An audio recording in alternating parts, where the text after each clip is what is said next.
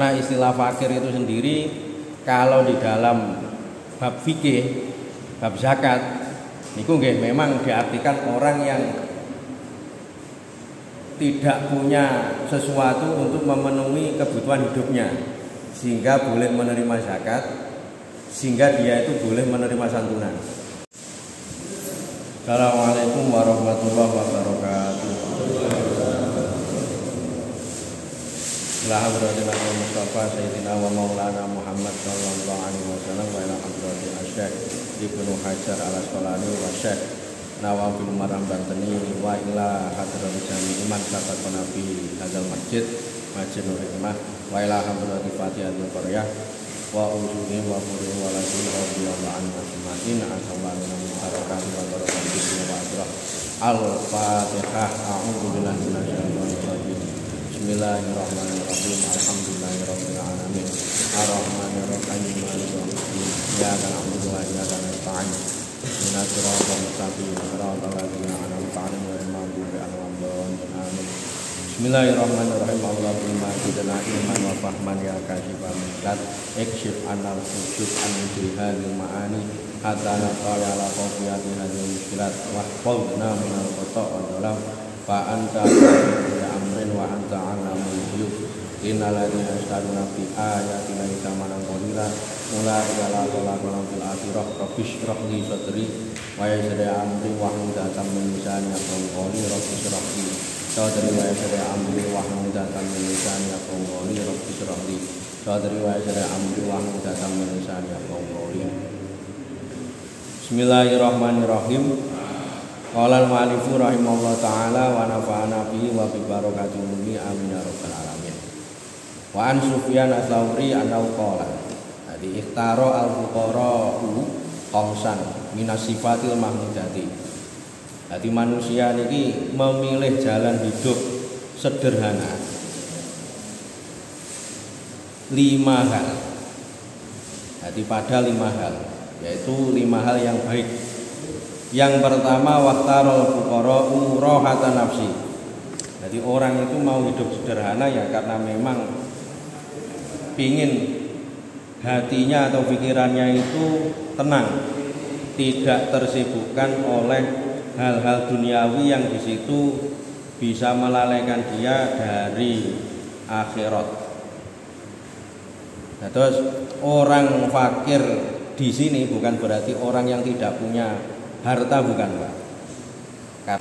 Tapi kalau orang fakir menurut tasawuf itu adalah orang yang butuh pada pengayomannya Gusti Allah. Pengayoman Gusti Allah itu wis ngomong penake rahmat welase Gusti Allah. Sehingga tiang-tiang niku lek pami pun mendalami dunia tasawuf. Dunia napa iki jenenge istilahe tarekat, biasanya diistilahkan al-fuqara. Jadi orang yang hidupnya itu butuh rahmati Gusti Allah. Nah, mindset orang fakir itu tidak harus dimiliki oleh orang yang fakir harta atau orang yang tidak punya harta. Yang sugih pun bisa nanti memiliki karakter orang fuqara. Contohnya itu. Jadi kalau ada orang itu kadang sudah warak yang namanya dunya. Orang itu sudah kenyang yang namanya duniawi, biasanya dia itu lebih memilih jalan menepi, meminggir dari bingar-bingarnya dunia. Nah, kados kula contohaken mawon rumiyin wonten Presiden Indonesia niku namine Gus Dur. Gus Dur niku nggih presiden tapi ben minggu kaya-kaya niku sering ziarah. Bahkan hampir setiap kali ada waktu senggang niku ziarah. Mboten ziarah makam Habaib, napa ziarah teng makame kiai atau sesepuh desa. Lah ngoten niki kathah tiyang ingkang janggal. Wah iki presiden kok sering ziarah iki keng napa? Lah orang nyangkanya mungkin ya sekelas Gus Dur niku ziarah supaya nanti bisa bertawasul meminta kepada Allah melalui kekasih Allah untuk segera melancarkan urusan, baik urusan keluarga atau kenegaraan. Tapi ketika ditanya kali wartawan itu jawabnya Gus, kenging napa panjenengan kok sering ziarah kubur? Jawabane Gus Dur kenapa, Pak? Enak. Aku ziarah kubur iku wiritan ning makam iku enak. Sak liyane ngiling mati. Nomor ping pindho kumpul karo wong mati atau berkumpul dengan orang yang sudah wafat itu tidak seperti berkumpul dengan orang kaya. Berkumpul dengan orang kaya akeh dibijui, banyak diapusi atau banyak dibohongi. Tapi lek kumpul karo wong melarat, wong melarat itu pun mboten gadah karep Pak. Wis kene ceritane kok wong mati. Wong mati niku mboten ana sing duwe karep, nggih mboten ana sing ngapusi. Jadi jawabnya simpel itu. Lho niki sebenarnya wonten dasar ini. Dasarnya wonten. Bahwa Imam Al-Ghazali dulu di dalam kitab Ihya Ulumuddin mengatakan bahwa ketika orang itu sumpah dengan urusan duniawi, punya harta tapi tidak membanggakan atau tidak membahagiakan hatinya, pun kalau ziarah kubur atau mungkin melihat orang-orang yang sudah wafat, selain nanti niatnya untuk mendekatkan diri kepada Allah, Imam Ghazali itu menyarankan ketika melihat kuburan saja, melewati kuburan, sambil merenungi ternyata orang yang di situ banyak sudah wafat itu, kepinginannya cuma satu, pingin hidup dan dia itu pingin melaksanakan ibadah. Ini sama seperti orang yang di situ sakit, Pak. Jadi kalau orang itu sehat, pinginnya ini macam-macam. Pinginnya dolan, pinginnya mangan sing enak, pinginnya sing macam-macam. Tapi lek pun loro, parah misal. Pinginnya mung setunggal, pingin sehat. Begitu juga orang yang sudah wafat. Sehingga orang wafat niku nggih pinginnya mung setunggal, pingin urip tok. Urip niku nggih urusane gawe karo Gusti Allah, bukan apa iki jenenge urusan dengan orang lain. Sehingga ketika ditanya nggih wajar, Gus Dur niku dawuh kumpul karo wong urip iku akeh dibijukine daripada ditulungine. Tapi lek kumpul kalih tiyang mati, basa kumpul kalih tiyang mati nggih sering delok kuburan, sering delok makam niku gampang eling akhirat, soalnya wong atau orang yang di situ sudah mati, mereka sudah tidak punya keinginan hawa nafsu. Jadi juga pernah diceritakan di dalam sebuah tafsir bahwa suatu hari Raja Harun Ar-Rasyid itu termasuk salah satu raja yang bijak. Niki ketika nyawang atau ketika muter-muter mengelilingi negara, niku pernah suatu hari itu melihat seorang yang di situ kondang sebagai waline Gusti Allah, namanya Bahlul. Jadi Bahlul itu akhirnya nama seorang walinya Allah. Jadi katakan orang yang bijak, tapi karena gaya hidupnya niku nyeleneh, akhirnya seakan-akan dikatakan Bahlul itu tiyang gendeng. Sehingga kalau orang sekarang itu lek nyelong goblok itu Bahlul. Padahal itu jenenge wali. Nah Bahlul itu suatu hari hidupnya itu sering di kuburan. Ya sama lah panjenengan lek teng sono gedhong, napa teng landekan, napa tengan kan kadang niku tiang-tiang niku nginep di pirang-pirang dina. Apa ditangleti niku jadi tujuane ra genah. Soalnya mungkin dia itu sudah terlalu napa iki jenenge jibek atau istilah terlalu sebel dengan hidup dunia. Akhirnya milih hidup teng napa jenenge makom-makom. Ya, tapi niki mboten untuk ditiru, mboten. Lah niki Syekh napa jenenge Bahlul niku tangleti kalih Raja Harun Ar-Rasyid. Wahai Bahlul, kamu ini kok bodoh sekali. Orang-orang itu pinginnya ya hidup di rumah yang mapan, yang normal tiang niku mesti pinginnya urip neng omah sing sae. Lha wong ngene urip kok ning makom-makom pindah-pindah. Nah dijawab kali Bahlul ngeten, bahwa ini loh rumah kamu ya ini besok, rumah kamu ini besok ya ini. Mulane rumah kuburan ini kita urip-urip, karena suatu saat akan menjadi rumah saya. Beda dengan kamu. Kalau kamu terus membangun istana, padahal kamu sendiri akan meninggalkan istana itu sendiri. Wah ini akhirnya Raja Ar-Rasyid itu nggak kaget, Pak. Akhirnya dia itu merenung dan membenarkan apa yang dikatakan Bahlul, bahwa sak ngoyo-ngoyo menungso niku bangun rumah, dalam artian dia itu ketika mengeluarkan tenaganya, maka dia itu harus ingat bahwa suatu hari dia akan meninggalkan rumah yang sudah mati-matian dia bangun untuk menuju tempat yang menjadi rumah abadiyah. Itu apa? Yaitu alam barzakh. Nah, ini kalau dasar bahwa orang itu ketika mempunyai sikap sederhana, maka hatinya itu akan tenang karena dia tidak terlalu ribet dengan urusan dunia. Dan sifat fakir, dalam tanda kutip fakir versi ini tasawuf ini tidak hanya dimiliki oleh orang yang tidak punya harta, tapi juga orang yang kaya pun kalau dia itu bisa menahan hawa nafsunya, dia akan mempunyai sifat semacam ini, yaitu rohatun nafsi. Jadi memilih hatinya itu tenang, tentram daripada banyaknya harta yang di situ bisa mengganggu pikirannya.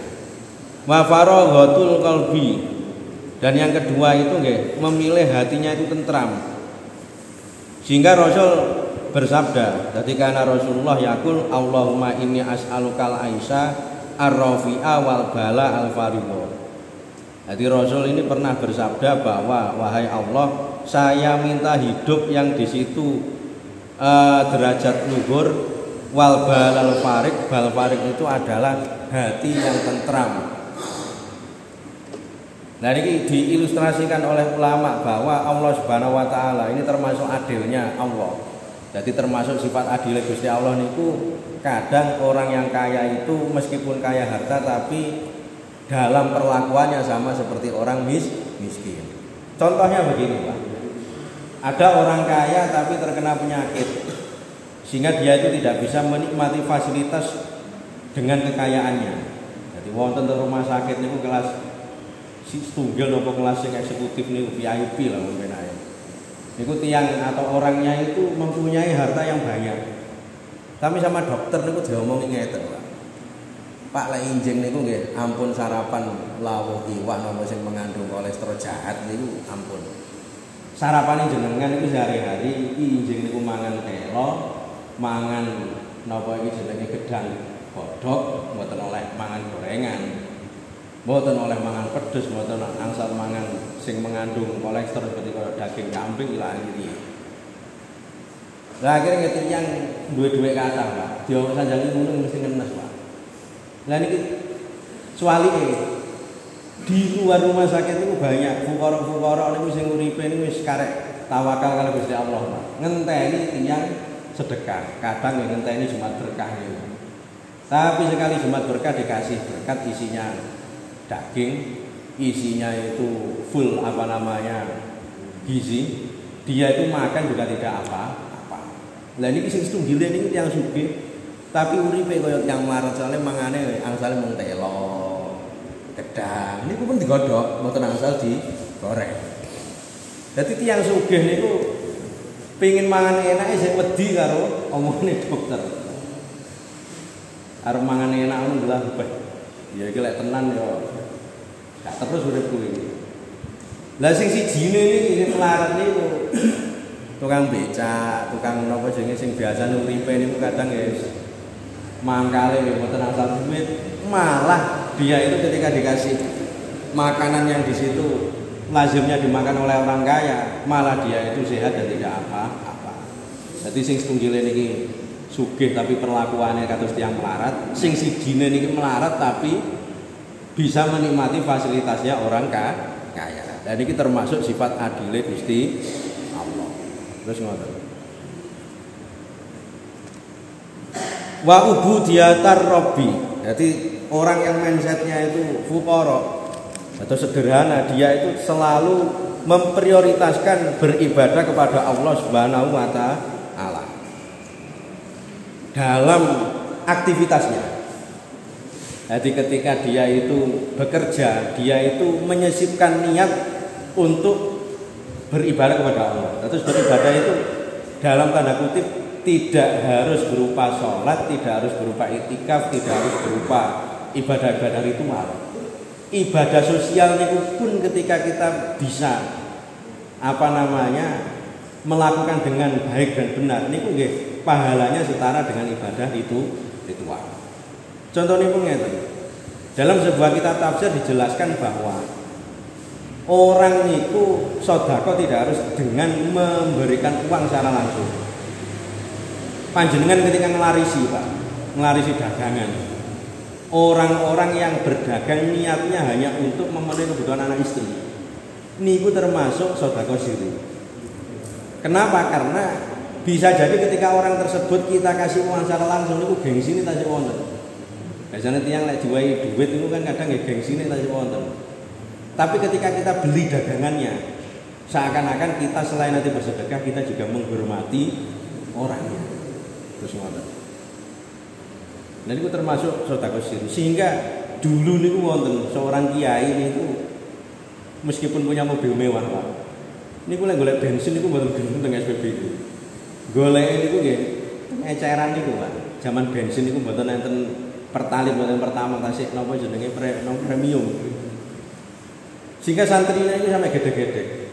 Wah iki ya apa iki mobil kok diwai bensin eceran niki karena biasanya kalau bensin eceran kan identiknya itu kadang kan tidak steril seperti bensin yang ada di pom niku.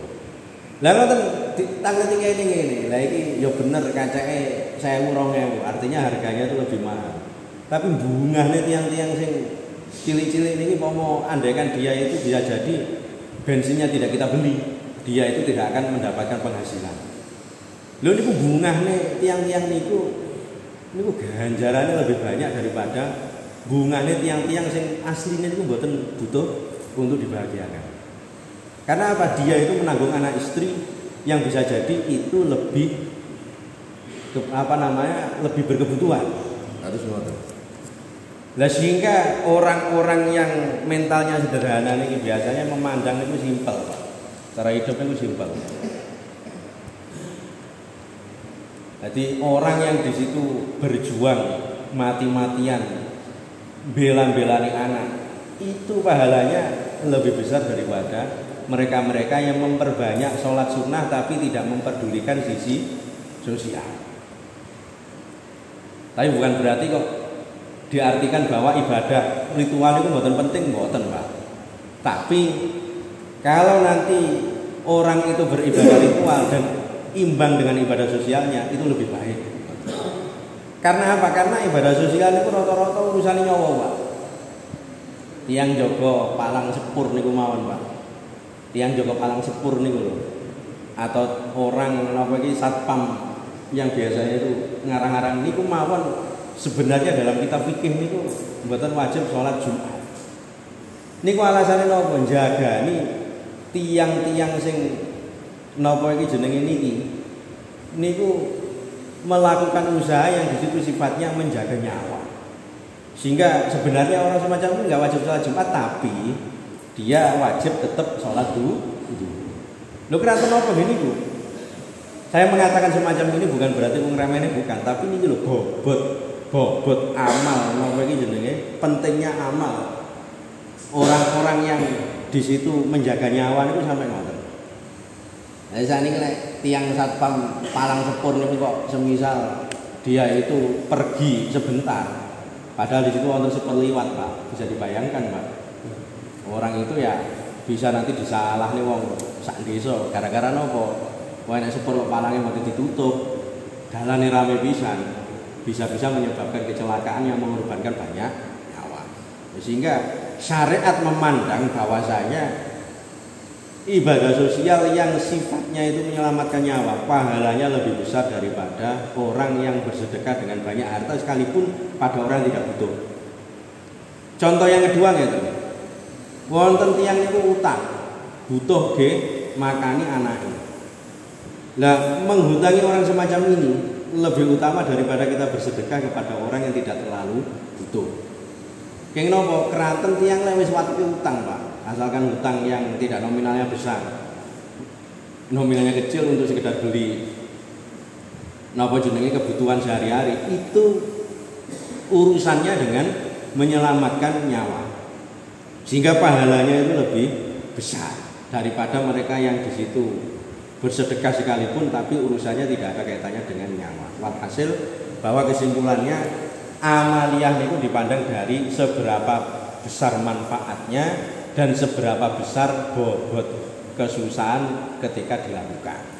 Semakin banyak amaliyah itu bermanfaat, maka pahalanya semakin besar. Begitu juga sebaliknya, semakin kecil manfaatnya, maka pahalanya juga semakin kecil.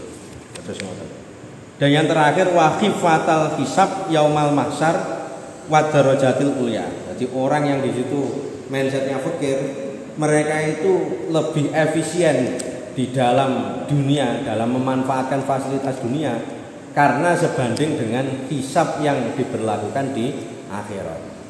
Jadi seperti yang sudah pernah dijelaskan dulu, hidup di dunia ini kok sami kaya hidup di Indomaret niku, Pak. Mlebet Indomaret silahkan mau ambil barang itu sepuasnya. Tapi ketika dia akan keluar toko, dia itu akan ditanya oleh kasir sesuai barang yang diambilnya. Semakin banyak barang yang diambil, maka urusannya juga semakin lama. Begitu juga semakin banyak fasilitas duniawi yang kita pakai, maka di akhirat nanti hisabnya juga semakin lama. Nah, ini sehingga orang yang di situ sederhana memilih hidup sederhana ini karena salah satu pertimbangannya jangan sampai harta dunia itu membuat ribet kita di dalam akhirat. Dan yang terakhir, mereka itu juga memilih jalan jalan atau hidup dengan derajat tinggi. Nah, sehingga dulu pernah diceritakan bahwa para ulama ketika mempunyai penghasilan, mereka itu membagi menjadi 3 hal. Yang pertama untuk keluarganya, yang kedua untuk modal besok, dan yang ketiga untuk disedekahkan kepada fuqara masakin. Loh, mengapa mereka kok tidak menghabiskan hartanya ini? Mengapa? Ya padahal harta-harta dia, milik-milik dia, ya sakarepnya dia. Ternyata alasannya begini, bahwa setiap harta yang kita peroleh sedikit saja kita kasihkan kepada orang, maka itu termasuk investasi kita di akhirat, atau itu termasuk sedekah daful bala, atau itu termasuk zakat.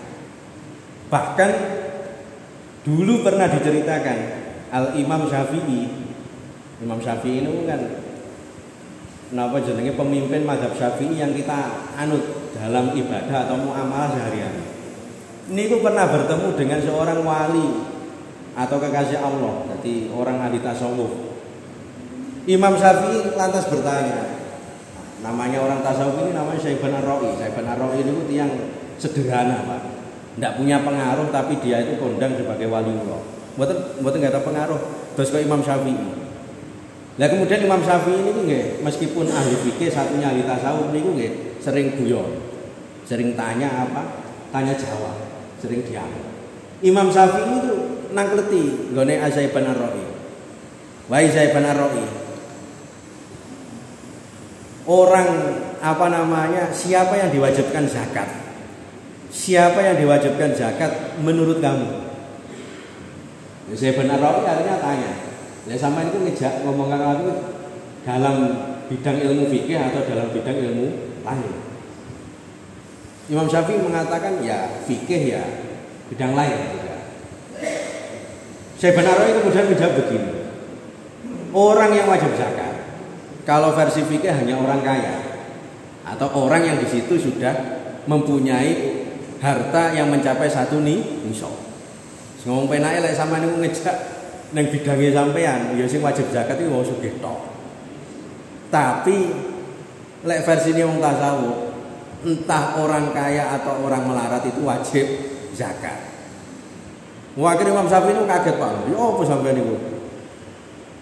Zakat itu lek wong sugih maklum karena dia punya kelebihan. Lha wong melarat dikongkon zakat. Akhirnya Imam Syaibun Ar-Ra'i mengatakan semacam ini. Maksudnya zakat itu diwajibkan bagi orang yang kaya atau orang melarat. Jadi meskipun sak melarat-melaratnya wong itu masih punya kenikmatan dari Allah Subhanahu wa taala. Lah itu yang wajib dizakati. Dalam artian wajib untuk dialokasikan untuk hal-hal yang diridhoi oleh Allah Subhanahu wa taala. Loh, Ini selaras Pak dengan keterangan hadis begini. Bahwa panjenengan membuka kitab Arba'in Nawawi. Niku wonten hadis yang menjelaskan orang melarat dulu niku pengin sugih. Meri pengin sugih. Kemudian gremeng niku dipersani Kanjeng Nabi. Diketahui oleh Kanjeng Nabi. Dadi bergremeng ngeten pek enak iki sugih. Duwe-duwe pengin blonjo wae keturutan, pengin sedekah ngene. Aweh ngene wong melarat nggih keturutan. Lah wong melarat isine wong ngrepoti wong. Lah terus dijawab oleh Kanjeng Nabi. Jadi orang melarat ini meri karena tidak bisa beribadah sebagaimana orang kaya. Lah ini akhirnya Kanjeng Nabi jawab bahwa setiap dari tubuh kita itu wajib disedekahkan. Jadi wa inna fi kulli sulama niku sedekahkan. Setiap panjenengan itu duwe ros-rosan niku napa pergelangan. Niku wajib disedekahi. Lho kok iso disedekahi? Maksudnya kita wajib menggunakan anggota tubuh kita itu untuk hal-hal yang diridhoi Allah Subhanahu wa taala. Jadi ketika kita menggunakan anggota tubuh niki, jadi gunane ros-rosan niku napa, Pak? Pas wae panjenengan salam niku kan nggih noleh. Lah, ndas atau sirah niki saged noleh niku, kepala bisa noleh kanan, bisa noleh kiri. Niku ketika kepala niku punya pergelangan. Panjenengan bisa rukuk, bungkuk niku karena antara geger kali sikil niku punya pergelangan. Lah niku sing kenikmatan Allah yang kadang kita itu jarang ingat. Lah niku sing munggu saya benaroi wajib disakati dalam bentuk kita beribadah kepada Allah. Sehingga kembali lagi bahwa ketika orang niku melarat, dia zakat dengan beribadah atau menggunakan tubuhnya untuk beribadah untuk membantu sesama, maka pahalanya niku setara dengan orang yang sedekah harta kepada orang yang tidak punya. Karena esensi sedekah niku napa? Memberi manfaat kepada sesama, di situ bisa berupa harta, bisa berupa tenaga. Cuma nggih ngapunten, lek mbuh tiyang donya niku amal sing paling bergengsi niku ketika kita bisa memberikan harta. Lu padahal mboten, Pak. Bisa jadi amal yang di situ tidak pati kita reken, mboten pati bejaji. Itu justru amal yang di situ paling napa iki jenenge dilihat oleh Allah Subhanahu wa taala. Contoh niku ngeten. Tiang-tiang rumiyin niku enggak ada kebiasaan kasep. Kasep niku nggih biasa. Cara bar mati terus ngimpeni anak putune niku biasa. Nek zaman sakniki modal ngoten wis boten terlaku, Pak. Karena zaman sakniki tiang niku lebih percaya teknologi daripada napa jenenge kebatinan. Sayyidina Umar niku kirang napa? Ambuhe khalifah terus sahabate Kanjeng Nabi. Lah ngoten iki ketika ditanya pasca wafatnya niku, "Wahai Umar, apa amaliyah yang di situ bisa menyelamatkan kamu? Bisa memasukkan surga kamu?" Jawab beliau napa? Dilala sing direken niki amaliyah niku munggo Gusti Allah napa? Saya dulu pernah ketika saya ini melihat burung yang di situ sedang terlilit oleh tali, jadi kejiret rumput Jepang apa kejiret tali ini saya merasa iba sehingga saya itu melepaskan lilitan talinya itu dan burung itu bisa bernapas atau bisa bergerak kembali. Lah ngoten niku malah menjadikan amal yang dilirik Gusti Allah. Ya, ini tidak menafikan amal-amal yang lain. Tapi dilalai amal yang paling dilirik kon delani. Ini hampir mirip dengan Imam Al-Ghazali. Imam Al-Ghazali dulu ketika wafat ditanya, pernah ngimpeni muridnya? Ini biasa, Pak. Seorang aulia ngimpeni muridnya biasa. Niki dalam kasuistik, tidak semua orang bisa semacam itu. Cuma yang kita ambil itu apa? Ibrohnya. Ibroh atau mungkin suri tauladannya. Imam Al-Ghazali ketika beliau wafat meninggalkan kitab yang begitu besar dalam bidang apapun wonten. Karena Imam Ghazali diakui baik ulama Islam maupun non Muslim. Yang Barat itu ngakoni, Pak. Imam Ghazali itu termasuk filosof besar. Lah ngoten iki ketika wafat, beliau ini ngimpeni muridnya. Muridnya tanya, "Wahai Imam, napa sing garai panjenengan iki masuk surga?" Imam Ghazali mengatakan bahwa dari sebagian atau dari banyaknya amal saya, dilalah yang paling dilirik, paling dilihat oleh Gusti Allah niku ketika saya ini melihat lalat ini kehausan. Jadi kula ketika ngarang kitab, karena orang dulu ngarang kitab itu kan pakai mangsi bak yang berisikan mangsi atau wadah kecil yang berisikan mangsi ini kok tinta. Kemudian beliau ini melihat ada laler kehausan masuk ke situ dan meminum sebagian tinta dari bak tersebut yang berada di bak tersebut. Imam Ghazali membiarkan, tidak tidak mengganggu sampai laler itu hilang hausnya. Lah ngoten niku malah dadi amal yang paling dilirik karo Gusti Allah. Artinya bagi orang yang sederhana, amal itu entah besar manfaatnya atau tidak, yang penting di situ masih punya manfaat, tetap dilakukan. Artinya mereka itu tidak pilih-pilih. Wallahul muwaffiq ila aqwamit thoriq. Assalamualaikum warahmatullahi wabarakatuh.